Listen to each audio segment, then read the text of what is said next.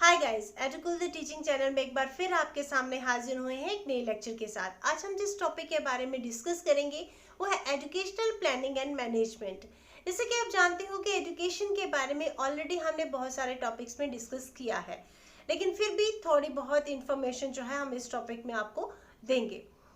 Start करते हैं अपने लेसन को, लेकिन सबसे पहले आपको क्या करना है, please like share and subscribe my channel so that कि जितने भी लेटेस्ट वीडियोस आए वो आप तक पहुंच पाए और आपकी सपोर्ट से मुझे मोटिवेशन मिले ताकि मैं और ज़्यादा लेसन्स बना सकूं। चलिए शुरुआत करते हैं हम अपने लेसन की, जो कि बीएड सेक्शन में, बीएड के कोर्स में जो पेपर है उसमें एक टॉपिक है that is educational management and planning, जो डिस्क्रिप्शन में मैं कोर्स नंबर और डिटेल्स इसकी सारी मेंशन कर दूंगी। चलिए स्टार्ट करते हैं हम अपने लेसन को। Educational planning and management introduction से हम स्टार्ट करेंगे। Every cluster society requires a number of administration to organise and direct the group attempt towards some formally decided goals. कोई भी क्लस्टर जो सोसाइटी है, क्लस्टर क्या है, एक ग्रुप है जो रिक्वायर करती है एडमिनिस्ट्रेशन को। कोई भी जो ग्रुप ऑफ सोसाइटी है वो क्या रिक्वायर करती है एडमिनिस्ट्रेशन को, to organise and direct the group attempt towards some formally decided goal. एक हम गोल डिसाइड करते हैं। कोई भी ऑर्गेनाइजेशन है, कोई भी इंस्टीट्यूशन है, वो किसी डिजाइड गोल के थ्रू ही सेट किया जाता है। चाहे कि अगर हम चाहें कि हमें एक स्कूल खोलना है तो हमारा गोल रहेगा कि हम चाहते हैं कि हम +2 तक या उससे आगे जो है एक स्कूल ओपन करें। लेकिन उस स्कूल ओपन करने से पहले हमें क्या करना है, मैनेजमेंट रखनी है, अपनी पूरा प्लान आउट करना है, पूरा इसको एग्जीक्यूट करना है ताकि हम अपने डिजायर्ड गोल तक पहुंच सकें। This is true of industry, trade, government, defence, teaching etcetera. और ये सभी के लिए, सिर्फ एक टीचिंग प्रोफेशन के लिए नहीं, गवर्नमेंट में गवर्नमेंट सर्विसेज हो, इंडस्ट्री हो, ट्रेड हो, डिफेंस हो, सभी में क्या है, हमें मैनेजमेंट चाहिए, प्लानिंग चाहिए। विदाउट प्लानिंग हम कोई भी ऑर्गेनाइजेशन या कोई भी इंस्टीट्यूशन हम रन आउट नहीं कर सकते हैं। ये सभी के लिए क्या है, जरूरी है। The common feature of all type of administration are that this scope extends to edifice of good and services of public utility. सबसे पहले जो एक कॉमन फीचर है सभी एडमिनिस्ट्रेशन का क्या है कि हमारा जो स्कोप है, जो एरिया है, वो कहाँ तक जाता है कि जो गुड एंड सर्विसेज की जो यूटिलिटी है वो कॉमन मासेस तक पहुंच सके। अगर आप कोई बिजनेस सेटअप तैयार कर रहे हो या अगर आप कोई ऑर्गेनाइजेशन चलाना चाहते हो तो आपका जो गोल होगा वो क्या होगा कि जो हमारा मासेस की रिक्वायरमेंट है, जो हमारी पब्लिक की रिक्वायरमेंट है, हम उसको ध्यान में रखते हुए वैसी चीज़ें प्रोड्यूस करें, वैसी चीज़ें आप तक लाएं ताकि हमें प्रॉपर रिजल्ट मिल सके। अब इसमें क्या है, public utility, control of finance. अब क्या है कि अगर आप ऑर्गेनाइजेशन चला रहे हो तो आपको क्या करना है, हमारा स्कोप तो, एरिया हमारा डिसाइडेड है। स्कोप क्या है, एरिया है। एरिया हमारा डिसाइडेड है कि हमें goods and services of public utility, जो पब्लिक की यूज में जो गुड एंड सर्विसेज है उन तक रिक्वायरमेंट हमें पहुंचानी है। लेकिन हमें साथ में क्या करना है, सबसे पहले कंट्रोल ऑफ फाइनेंस। हमें जो खर्चा हमारा उस पर आएगा, जो हम एक्सपेंड करेंगे, वो भी हमें अपने ध्यान में रखना है कि हम कितना एक्सपेंडिचर करेंगे और कितना हम इस पे वर्कआउट कर सकते हैं। उसके बाद रिक्रूट करेंगे, कितने लोगों को हमें रिक्रूट करना है। भाई चलानी है कोई ऑर्गेनाइजेशन तो रिक्रूटमेंट जरूरी है। विदाउट पर्सन्स या विदाउट एम्प्लॉयज ये पॉसिबल नहीं है कि हम अपने जो ऑर्गेनाइजेशन है उसको रन आउट कर सकें।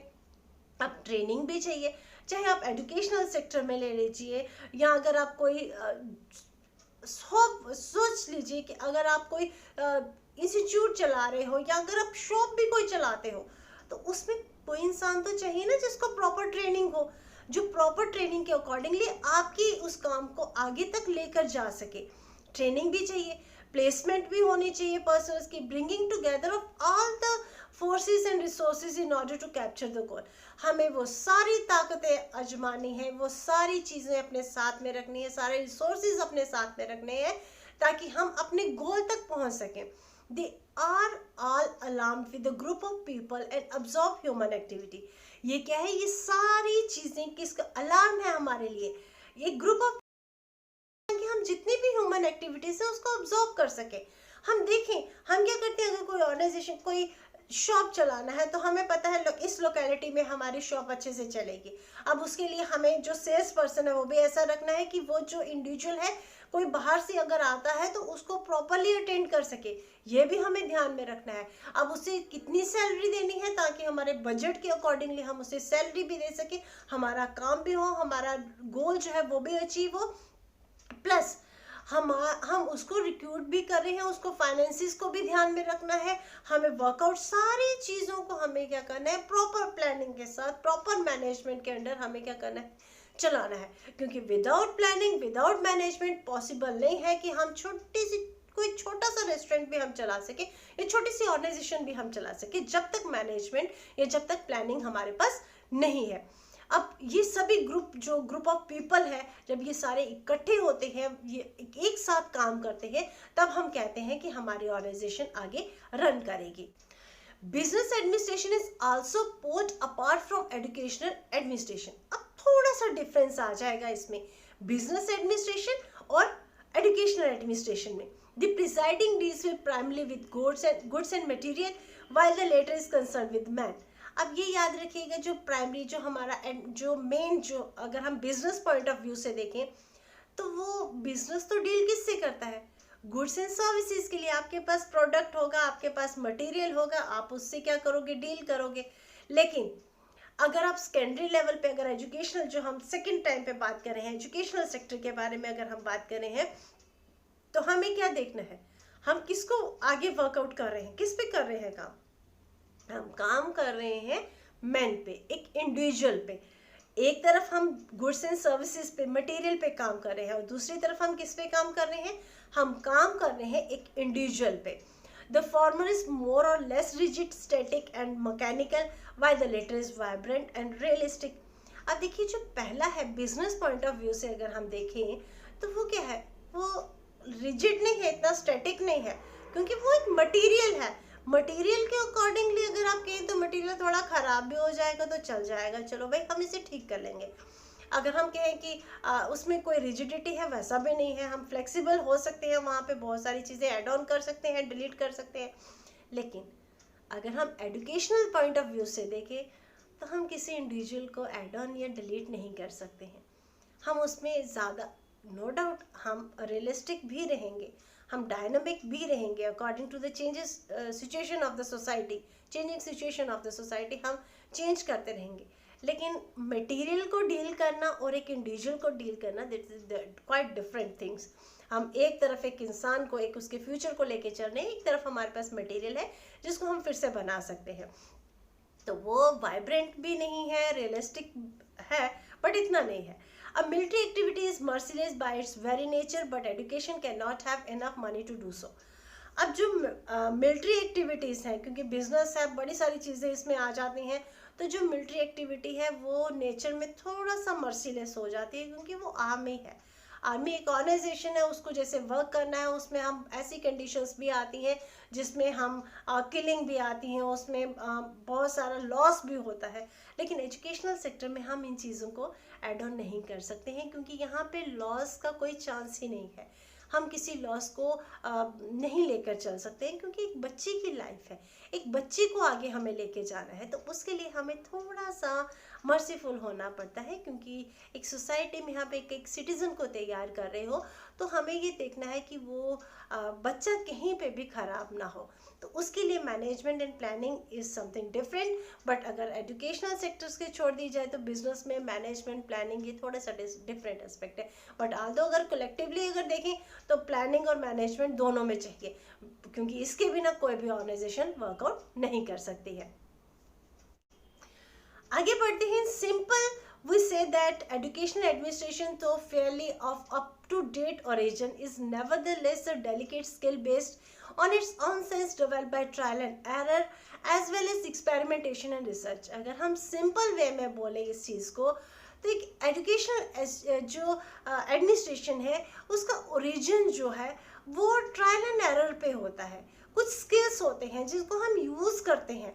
ट्रायल एंड एरर मेथड आपने साइकोलॉजी में पढ़ा है, नहीं पढ़ा है कमेंट बॉक्स पे लिख दीजिएगा, मैं उसके बारे में भी आपको इन्फॉर्मेशन दे दूंगी। जो भी हम लॉज बनाते हैं, जो भी हम प्रिंसिपल बनाते हैं एजुकेशनल सेक्टर में, वो प्रॉपर ट्रायल एंड एरर पर बनते हैं। विदाउट ट्रायल एंड एरर कोई भी हम आगे प्रोसीडिंग नहीं करते हैं। अब एक्सपेरिमेंटेशन होती है, उस पर रिसर्च होती है, तभी कोई चीज़, कोई फॉर्मेट जो है वो आपके सामने आता है या आप उस पर वर्कआउट कर सकते हो। It is hasty emergent into a profession in its own right because it requires a certain standard of competence, additional professional training, significant service to society, long hours of work and individual intellectual study of high order.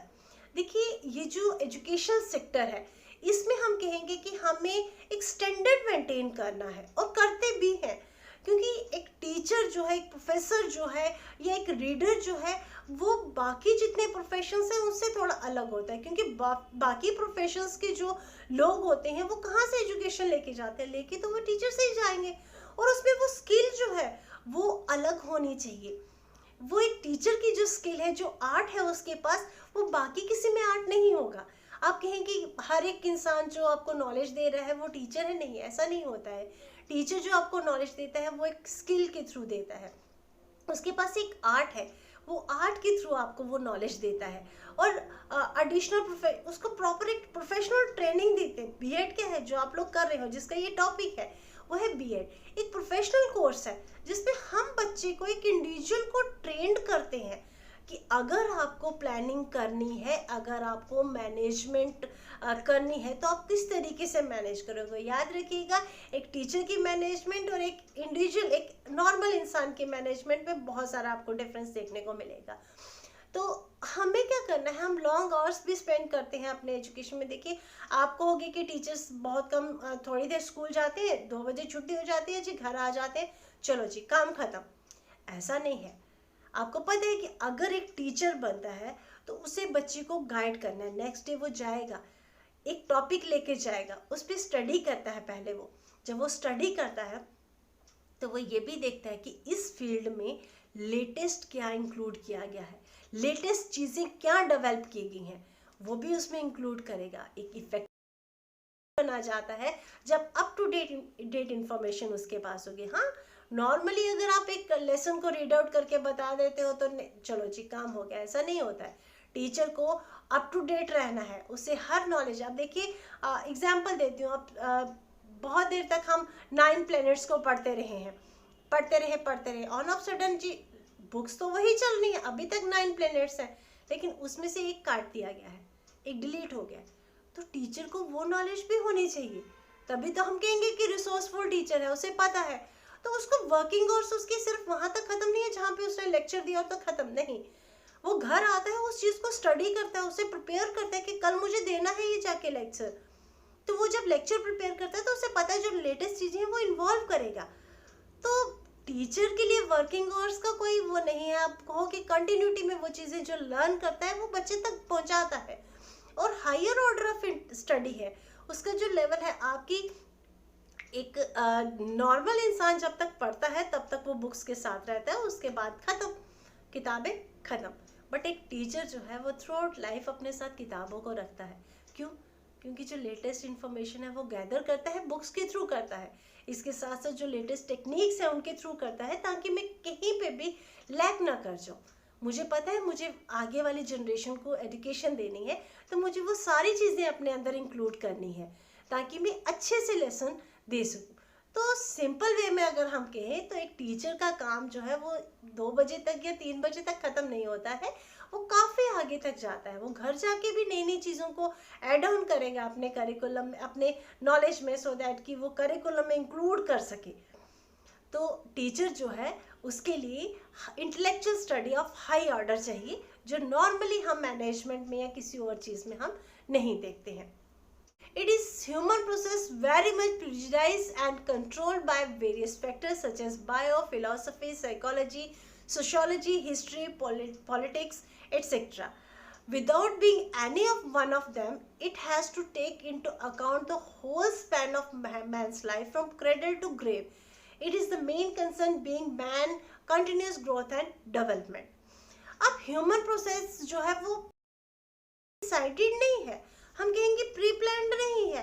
आपको controlled various, हाँ हमें ये पता है कि controlled way में हमें पढ़ना है, हमें बायो भी पढ़ानी है, फिलोसफी की नॉलेज भी देनी है, साइकोलॉजी की नॉलेज भी देनी है, सोशियोलॉजी की भी, पॉलिटिक्स भी, लेकिन हम किसी एक को छोड़ भी नहीं सकते हैं, हमें इन सारी चीज़ों को इंक्लूड करना है। It has to take into account the whole span of man's life. अब बच्चे जो एक इंडिविजुअल है उसकी पूरी लाइफ को हमें क्या करना है, अपने अकॉर्डिंगली रखना है, अपने पास रखना है। जब वो क्रेडल में होता है तब भी हमें देखना है, और जब ग्रेव तक जाता है तब भी। अब देखिए कि एक इंडिविजुअल की लाइफ स्टार्ट होती है क्रेडल से, आप कहो कि लर्निंग उसकी वहाँ से स्टार्ट हो जाएगी, और ग्रेव तक टिल लास्ट ब्रेथ, जब तक आप आखिरी सांस लेते हो तब तक आप कुछ ना कुछ लर्न करते हो। आप जब आपको तो नहीं पता, जब आप बच्चे को देखते हो, किसी को क्रेडल में होता है, वो 4 पाँव से क्रॉल करता है, 2 हाथ होते हैं, सॉरी 2 पाँव होते हैं, तो क्या है वो 4 चीज़ों की हेल्प से वो क्रॉल करता है। थोड़ा बड़ा होता है तो 2 पाँव पे चलना शुरू हो जाता है, ठीक है, वो लर्न कर लिया उसने। अब उसी बच्चे को एक यंगर स्टेज पे अगर हम स्टिक पकड़वाते हैं तो वो थोड़ी देर स्टिक के साथ ऐसे से चलेगा, उसके बाद उसे छोड़ देगा, क्यों, वो उसकी हैबिट में इन्वॉल्व नहीं है।